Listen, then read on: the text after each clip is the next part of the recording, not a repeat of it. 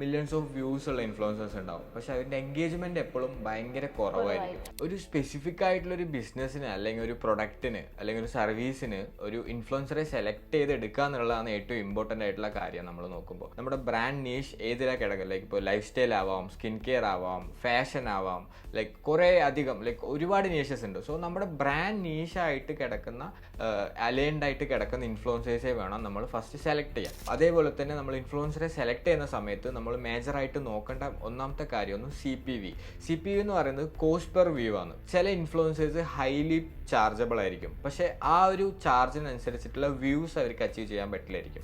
രണ്ടാമതായിട്ട് പിന്നെ ഒരു ഇമ്പോർട്ടൻ്റ് ആയിട്ട് ശ്രദ്ധിക്കേണ്ട കാര്യം എൻഗേജ്മെന്റ് റേറ്റ് ആണ്. മില്യൺസ് ഓഫ് ഫോളോവേഴ്സ് അല്ലെങ്കിൽ മില്യൺസ് ഓഫ് വ്യൂസ് ഉള്ള ഇൻഫ്ലുവൻസേഴ്സ് ഉണ്ടാവും, പക്ഷെ അതിൻ്റെ എൻഗേജ്മെന്റ് എപ്പോഴും ഭയങ്കര കുറവായിരിക്കും. നമ്മുടെ ഒരു പ്രൊഡക്റ്റോ അല്ലെങ്കിൽ നമ്മുടെ ഒരു സർവീസോ നമ്മൾ അതിൽ എത്തുന്ന സമയത്ത് എപ്പോഴും ലൈക്ക് കറക്റ്റ് ആയിട്ടുള്ള ഓഡിയൻസിലോട്ട് അത് എത്തണം എന്നില്ല. റീച്ച് ഉണ്ടാവാം, പക്ഷെ എൻഗേജിങ് ഒരു ഓഡിയൻസ് ആയിട്ടുള്ള ഒരു എൻഗേജ്മെന്റ് അവിടെ നടക്കുന്നില്ല. അതൊരു ഇമ്പോർട്ടൻറ്റ് ഫാക്ടറാണ് എൻഗേജ്മെന്റ് എന്നുള്ളൊരു ഫാക്ടർ.